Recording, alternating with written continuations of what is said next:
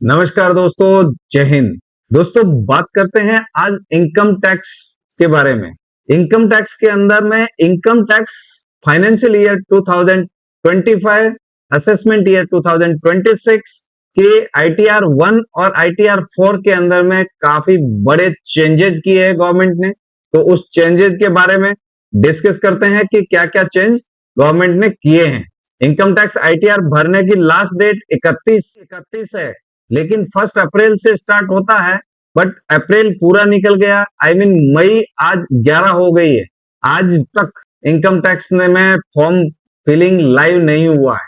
Income tax की तरफ से फॉर्म फिलिंग लाइव नहीं हुआ है, पूरा अप्रैल निकल चुका है। हाँ, गवर्नमेंट ने 29 अप्रैल को एक गजट नोटिफिकेशन निकाला है और नोटिफिकेशन निकाल करके उसमें कुछ आईटीआर 1 और आईटीआर 4 के बारे में कुछ चेंजेस किए हैं, उसके बारे में बताया है। तो चलिए हम डिटेल से बात करते हैं कि जो ईयर अभी एंड हुआ है 31 मार्च 2025 को, यानी फाइनेंशियल ईयर 2024-2025 और असेसमेंट ईयर 2025-2026 में क्या क्या चेंजेस हुए हैं, जो बड़े बड़े चेंजेस हैं उनके बारे में हम डिस्कस करते हैं। सबसे पहले नंबर 1 पे कैपिटल गेन। कैपिटल गेन में जो लोग इन्वेस्ट करते हैं उनके लिए काफी बड़ा चेंज है ये, कि पहले क्या था, जो सैलरीड पर्सन और पेंशनियर शेयर मार्केट में इन्वेस्ट करते थे लॉन्ग टर्म कैपिटल गेन में। लॉन्ग टर्म कैपिटल गेन मतलब आप समझ रहे हैं कि किसी भी कंपनी के आपने स्टॉक कुछ शेयर खरीदे हैं और 1 साल आप उसको होल्ड करते हैं और 1 साल के बाद जो भी बेचते हैं तो जो आपको प्रॉफिट आता है उसको लॉन्ग टर्म इन्वेस्टमेंट बोलते हैं। तो सबसे पहला चेंज ये किया है कि अभी सैलरीड पर्सन को जो लॉन्ग टर्म कैपिटल गेन है उसमें 1 लाख तक का पहले इनकम एग्जाम्प्टेड था, उसको बढ़ा करके 1,25,000 कर दिया गया है। और अभी आप लॉन्ग टर्म कैपिटल गेन को पहले हम आईटीआर 1 के अंदर शो नहीं करते थे, हालांकि वो सैलरीड और पेंशनर है तो भी वो उसको आईटीआर 2 भरना पड़ता था, क्योंकि लॉन्ग टर्म कैपिटल गेन जो भी हुआ है उसको दिखाने के लिए उसको आईटीआर 2 भरना पड़ता था, जो काफी लेंदी था। तो अभी इन्होंने सबसे बड़ा चेंज किया है कि आईटीआर 1 और आईटीआर 4 के अंदर भी आप लॉन्ग टर्म कैपिटल गेन को शो कर सकते हैं।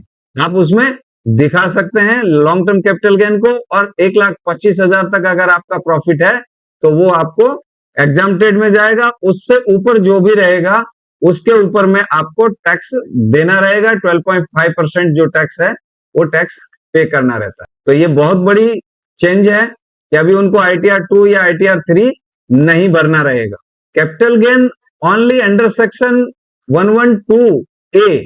आप सिर्फ अंडर सेक्शन 112 ए मीन्स आप वही कैपिटल गेन जो आपको लॉन्ग टर्म कैपिटल गेन हुआ है तो वही कैपिटल गेन आप उसमें दिखा सकते हैं, और अप टू 1,25,000।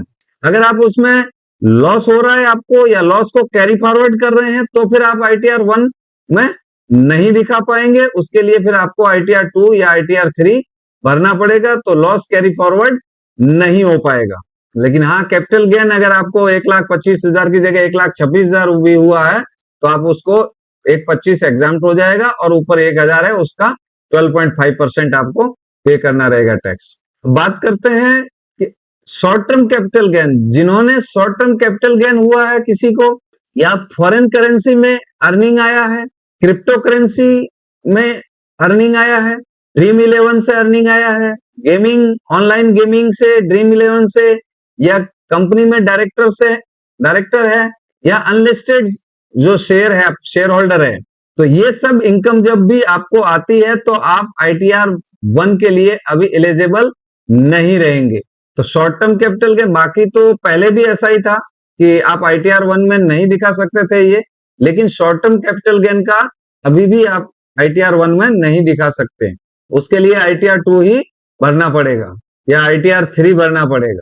आईटीआर 1 के लिए कौन कौन एलिजिबल नहीं, जैसे आप मोर देन 1 हाउस प्रॉपर्टी है, या टीडीएस अंडर सेक्शन 194N कटा है तो भी आप आईटीआर 1 नहीं भर सकते हैं इनकम टैक्स में, या एग्रीकल्चर इनकम मोर देन 5,000, अगर 5,000 से ज्यादा आपको एग्रीकल्चर इनकम हुई है तब भी आप आईटीआर 1 नहीं भर सकते हैं। दोस्तों, एक रूल था ये आधार।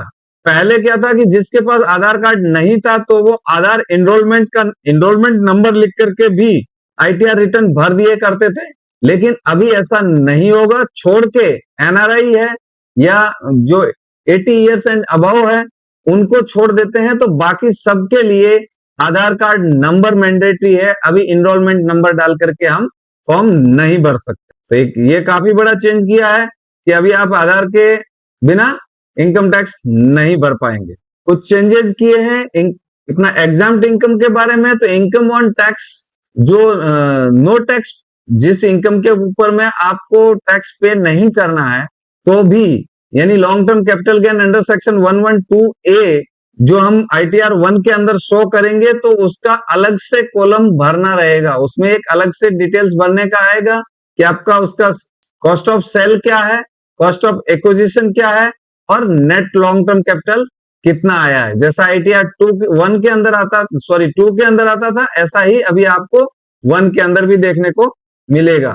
एक चेंजेस आया है बैंक अकाउंट के बारे में। All bank account in India need to mention active close except dormant account.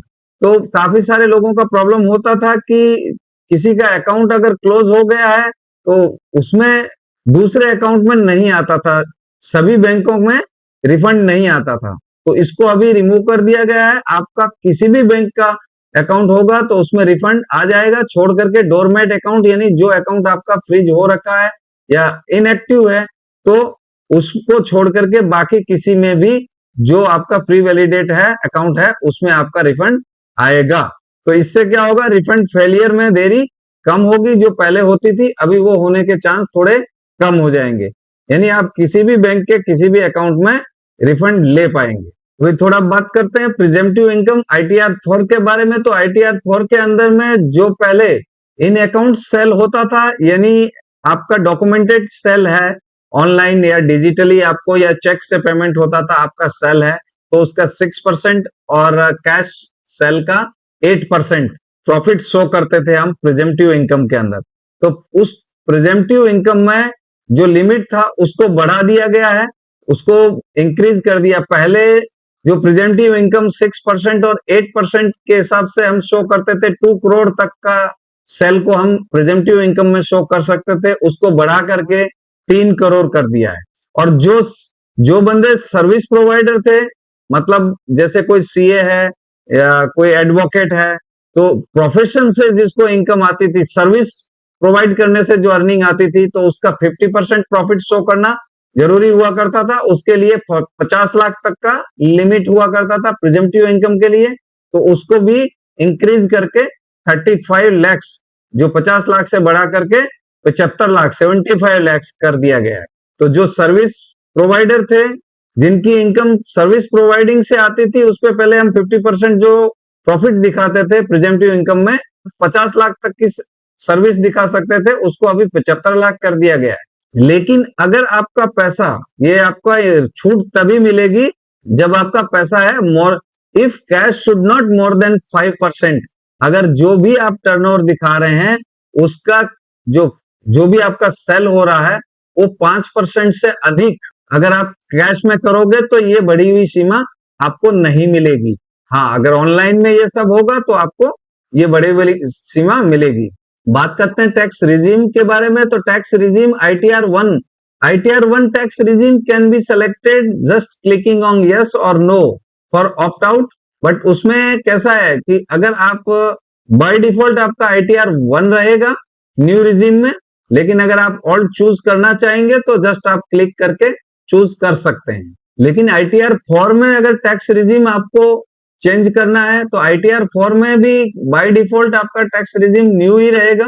लेकिन अगर आप लास्ट ईयर में ओल्ड रिजीम में फाइल किया था और अभी भी आप ओल्ड में फाइल करेंगे, लास्ट ईयर आपने ऑप्ट कर दिया है और अभी भी आप ओल्ड में फाइल करेंगे, तो आपको कोई एक्स्ट्रा फॉर्म भरने की जरूरत नहीं है ड्यू डेट से पहले, डिफॉल्ट आपका न्यू रिजीम रहेगा। लेकिन लास्ट ईयर अगर आपने यस किया था, उसका फॉर्म भरा होगा, 10IEA फॉर्म भरना रहता है और उस फॉर्म का एक्नॉलेजमेंट नंबर और डेट ऑफ फाइलिंग है वो आईटीआर 4 के अंदर आपको डालना रहता है। तो अगर आप उसको कंटिन्यू करेंगे असेसमेंट ईयर 2025-26 में अगर उस ओल्ड रिजीम को कंटिन्यू करते हैं तो ठीक है।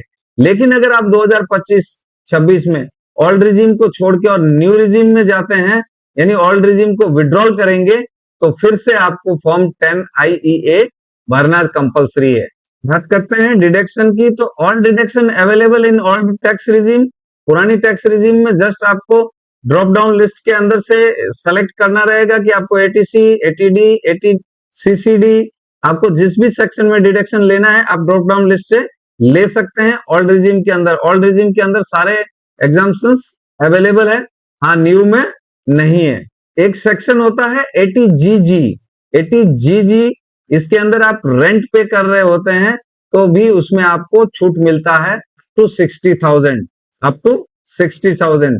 If you are not receiving the HRA, then फिर भी आप क्लेम कर सकते हैं। अगर आपको HRA नहीं मिल रहा है कंपनी से और आप बाहर रेंट पे रह रहे हैं तो अंडर सेक्शन 80GG आप रेंट को क्लेम कर सकते हैं, लेकिन अप टू 60,000 तक क्लेम कर सकते हैं। लेकिन उसके लिए आपको फिर अलग से एक फॉर्म भरना रहेगा, फॉर्म 10BA, फॉर्म 10BA आपको भरना पड़ेगा अगर आपको रेंट क्लेम करना है। HRA नहीं मिल रहा है तब भी आप रेंट क्लेम कर सकते हैं 60,000 का। बात करेंगे ड्यू डेट की, तो नॉन ऑडिट केस जितने भी होते हैं, ITR कोई सी भी हो, ITR 1 हो, 2 हो, 3 हो या ITR 4 हो, आप नॉन ऑडिट केस है उसका लास्ट डेट 31 जुलाई 2026 रहेगा ही। लेकिन उसके बाद भी आप भर सकते हैं, बेल्टेड रिटर्न भर सकते हैं अप टू 31 दिसंबर 2025। लेकिन मैं आपको यही बोलूंगा कि 31 दिसंबर तक न जाएं, आप 31 जुलाई तक ही भर दें, क्योंकि उसके कुछ नुकसानात है कि अगर आप 31 जुलाई के बाद में अगर रिटर्न फाइल करते हैं, यानी बेल्टेड रिटर्न फाइल करते हैं, तो आपको बाय डिफॉल्ट क्या न्यू रिजीम में ही भरना पड़ेगा, ओल्ड रिजीम में आप नहीं भर पाएंगे। तो ओल्ड रिजीम में नहीं भर पाएंगे, कोई भी क्लेम नहीं ले पाएंगे, चाहे आपने कितना भी इन्वेस्टमेंट कर रखा हो। दूसरा, लॉस कैरी फॉरवर्ड नहीं कर सकते हैं 31 जुलाई के बाद। कोई भी अगर आपने लॉस बुक किया है स्टॉक में तो उस लॉस को कैरी फॉरवर्ड नहीं कर सकते हैं। तीसरा, आपको इंटरेस्ट भी लगेगा, लेट फीस भी लगेगी और रिफंड भी लेट आएगा। तो इसके लिए आपको 31 जुलाई से पहले ही रिटर्न को फाइल कर देना है। और फाइल करने से पहले ध्यान रहे आप अपना AIS, TIS और 26AS, AIS, TIS and 26AS, ये तीनों फॉर्म को अच्छी तरह से देख लेना कि ऐसा कोई इनकम तो नहीं है जो आपको आया है और इसमें मेंशन नहीं है, या इसमें मेंशन है और आप इनको देखा नहीं और भर देंगे तो बाद में फिर नोटिस आएगा, मिसमैच का नोटिस आ सकता है। तो कोई भी फाइल ITR फाइल करने से पहले AIS, TIS और फॉर्म 26AS को देखना कंपलसरी है, बहुत जरूरी है। ये था इनकम टैक्स से रिगार्डिंग एक छोटा सा अपडेट। जानकारी अच्छी लगी हो तो वीडियो को लाइक करें, चैनल को सब्सक्राइब करें। आने वाले समय में जैसे ही रिटर्न फाइलिंग शुरू होगा तो फिर मैं आपको आप कैसे भी भर सकते हैं, ITR 1 कैसे भर सकते हैं, 2 कैसे भर सकते हैं, क्या क्या ध्यान रखना है, उसके बारे में कंप्लीट डिटेल वीडियो भी देने वाला हूं। तो चलिए मिलते हैं नेक्स्ट वीडियो में। नमस्कार, जय हिंद।